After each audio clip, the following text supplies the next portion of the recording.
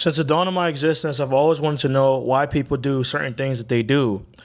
And it's been really challenging trying to identify this. But I think with the help of the MBTI system, I've been able to start to understand other people better and also understand myself better. And I've went through so many different phases with this stuff because I was really trying to type myself. I got typed by a multitude of different people, started to realize that a lot of these people were not correct about my typing, and then eventually typed myself. And it's been a whirlwind. So first I thought it was an INTP. You probably don't know what that is. I'm going to talk about it in a second. Then I thought I was an INFJ because I got typed by somebody else. And now I think I'm an ENTP, and I'm pretty sure that I'm an ENTP, and my mind is not really going to change on this. And so the first thing I want to talk about is why is this even important to know and how you can use it in your life. And I'm going to also talk about what I am talking about. So what I'm referring to is the 16 personalities test that you've probably heard of. But I'm not talking about the 16 personalities test online. You see, there's information about this test that is not easily accessible. And it could help you really understand this test a little bit more. And once you start to understand it more, you start to realize how helpful it can be. So there's a guy named Carl Jung, and he basically created it. And he created it because he was trying to identify why people were so different in society. And he ended up, he was a psychologist, and he ended up basically understanding more about people. And he's the one who coined the terms introvert and extrovert. So that's the first thing you need to really identify. Are you an introvert or are you an extrovert? You see, this can help you in a multitude of different situations. This can help you in business. This can help you in life. This can help you with finding a partner. This can help you with finding a school. This can help you with so many different things. The major that you choose to get into, the career that you care about, the way that you interact with people, understanding yourself and why you take certain things personal. There's so many ways that you can look at this. So the first thing is to determine if you're an introvert or extrovert has nothing to do about whether or not you like to hang out with people. See, this is what we've been fed to believe. Society has told us this because society has basically taken the definition and warped it into whatever definition that they wanted it to basically mean. Now, there's no hidden conspiracy behind why they did this. They just did this. People tend to lack the ability to interpret things correctly. And so now we have this big misconception of what introverted versus extroverted is. And I'm going to clear it up in this video. When you're trying to determine if you're an introvert or you're an extrovert, you have to look at the direction of the energy that flows outside of you or inside of you. Energy flow is extremely, extremely crucial. It's not just based upon your social behaviors. It's also about how your inner psyche orients in the world. So, for example, there's a subject-object dynamic. Before I get into examples, let me just explain this. There's a subject-object dynamic. Everyone is the subject in their own world. Me, I'm the subject. And then the object is everything outside of me. The tree, the fake tree behind me, the clothes that I folded that's on my piano, the people outside, my dog, the camera that I'm interacting with, all of this stuff is a part of the object in my subjective world, right? Subject-object dynamic. The difference between an introvert and an extrovert is an introvert says, how does the world, the object, impact me? The direction of the energy, the direction of focus is on them. It's on the self. The extrovert is different. The extrovert says, how do I impact the world? And there's way more extroverts than introverts. And so when you think about this, think about, again, direction of energy. So it's not just about, so extroverts, the energy is, the flow of the direction of the energy is outward towards object, people, and the external world. And the direction of energy for an introvert is towards the subject and the inner process of, their internal world, right? And so that's the first thing, okay? Now, where this stuff starts to get a little bit more interesting is that every single person is not 100% introverted or 100% extroverted. Determining if you're an introvert or extrovert just is based off of the cognitive function that you lead with. But there are also cognitive functions that you could have as an extrovert, for example, that make you appear as more introverted, which is what my dilemma was. And there are also cognitive functions that you could have as an introvert that can make you seem more extroverted. This is why there are some introverts that you would never think are introverts, and this is why there are some extroverts that you would never think are extroverts. So we have this thing called cognitive functions, and there are 8 of them. And 4 of them are extroverted cognitive functions, and 4 of them are introverted cognitive functions. And basically the way that they work is they determine how your personality manifests in the world. And everyone has them. So like me, for example, I'm an extrovert. And my main function is NE. That stands for extroverted intuition. And all extroverted intuition is the ability to have intuitions to the objective factor, meaning intuitions about things outside of me. Which is why we can see all of the possibilities. You see the possibilities in things because of your intuition. It tells you where things can go. So you see nothing but opportunity. And the NE-DOM, extroverted intuitive, is also concerned with novelty because they get bored if they don't have it, right? And then you have introverted thinking as your second function, which is basically, if you know me, you know that I don't take information from other people at face value. I don't really care about this is why it took me so long to want to read books, honestly. I never really liked to read books, even though I always loved to learn.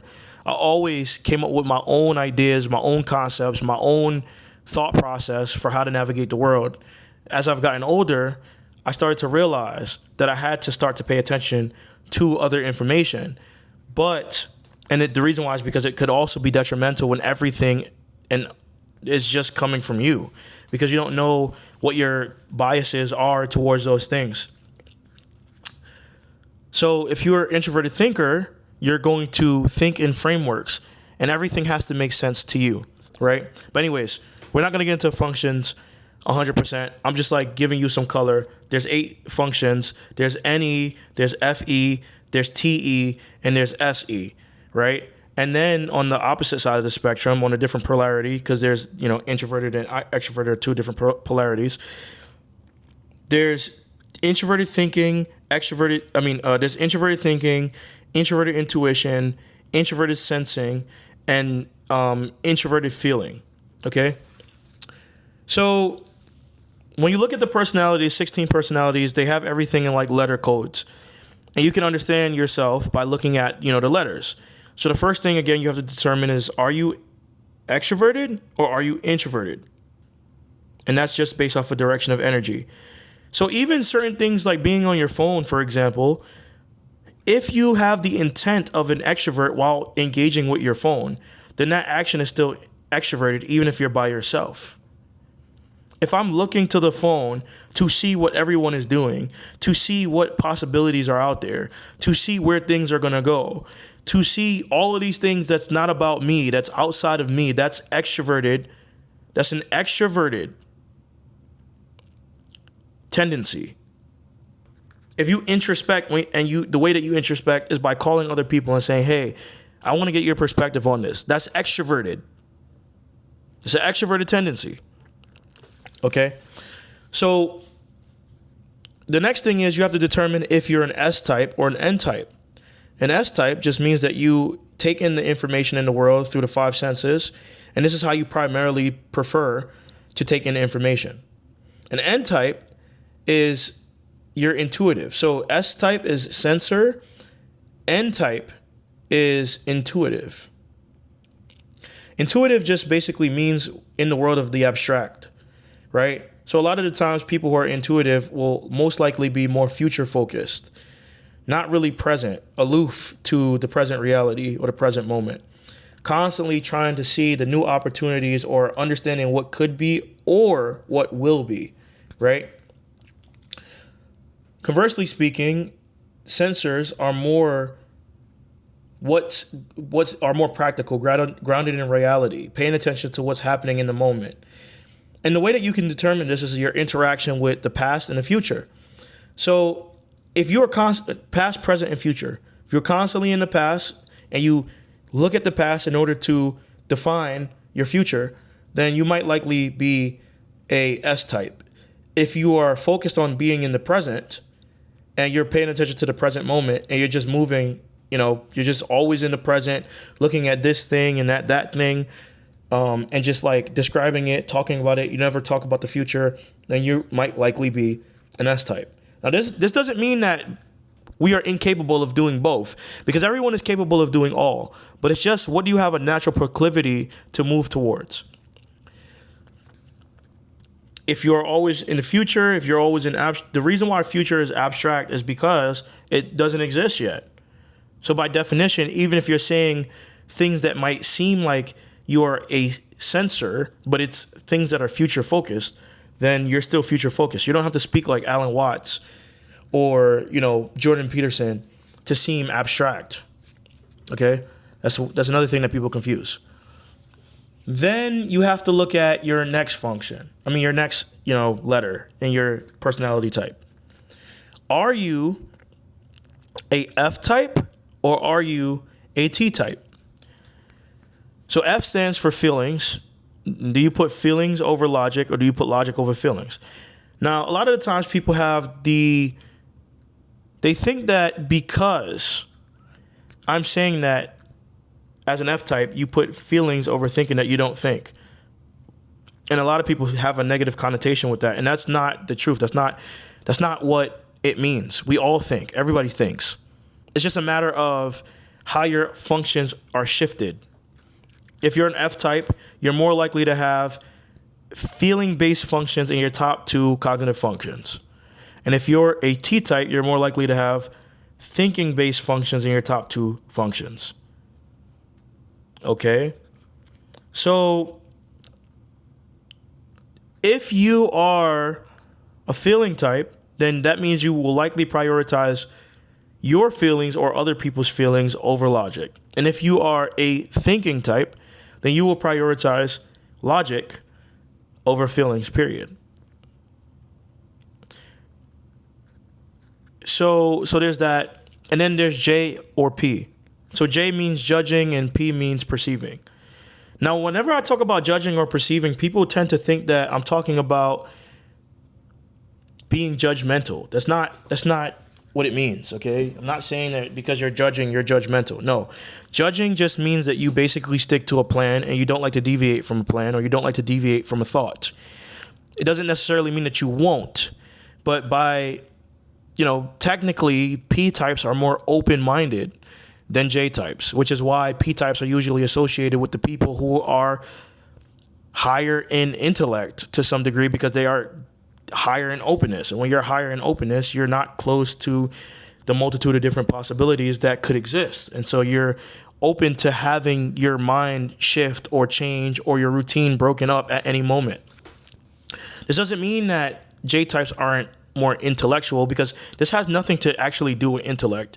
But I'm just saying, like, if you just think about it, if you're more open-minded as a person, then you're going to be more intellectual, because you don't know what you don't know, and you're always in pursuit of the truth, just in general, right? You could also be in pursuit of stuff that is not the truth, and you could just be wrong about the stuff that you're pursuing. So it can go for both ways. It just depends. Like, obviously, there's other factors that go into intelligence that we have to account for. But, so you can tell if you're a J type if you like to stick to plans, or you like to, whenever you have something that you want to go a specific way, you don't like to deviate from how you wanted it to go, right? You want to stick to that. Like, that's what you want to accomplish. That's what you set out for. That's your goal. P types, they are more to go with the flow, more likely to go with the flow. They can deviate off the plan. They can get back to the plan. They don't really care. They're not so tied up into this specific thing that they said that they want to do. They're not tied into that. And so it just makes you a little bit more adaptable to change. Makes you a little bit more open to interpretation. And this could be a good thing or a bad thing. J types are more likely to accomplish their goals. So to me, this has been extremely helpful because it helped me to understand that, number one, the way that I was able to accomplish most of my goals personally was because I was operating out of a place of just anger and rage. Everyone who ever doubted me, things that I ever went through, things that I can remember, that channeled this inner energy within me that was negative but produced a positive result. And that's how I started to realize this, that all of this was technically negative, even though it was positive because it impacted me in a positive way. So, and that makes sense because I have inferior SI. SI stands for introverted sensation, which is basically how your past impressions of experiences that you had and how they basically made you, that sensation in your body. Right. I think that so for example, I usually get bored of things really quickly, but marketing worked for me for a long time. Why? Well, the reason why is because it was hard to get bored of marketing when you're constantly exposed to brand new things, brand new businesses to work on, brand new challenges to solve, brand new, opportunities. And it basically forces you to think outside the box. And so if you are an NE Dom and you resonate with this, then you should always realize that you have well, not always, because, it just depends, but you have a natural tendency to want change.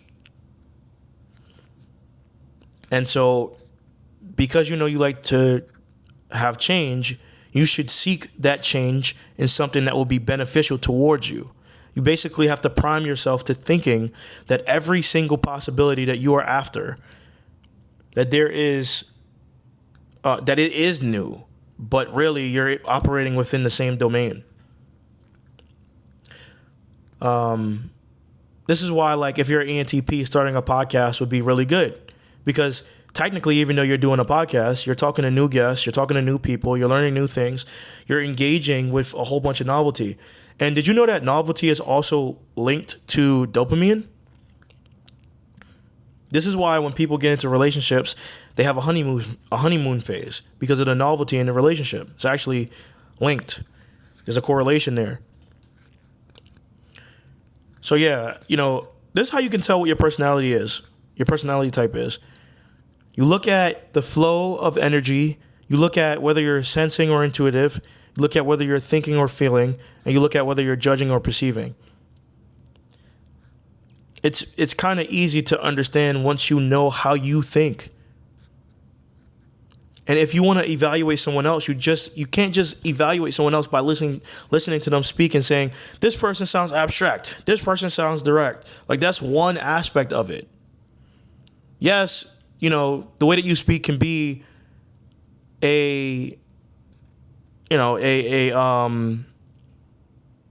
aspect of it, but it's not the end all be all.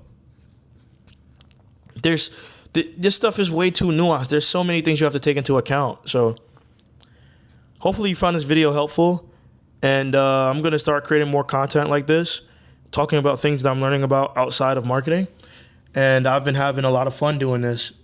This is the direction that I'm basically going in. This is the phase that I'm in my life right now. So thanks a lot for watching. I'll see you in the next one. Peace.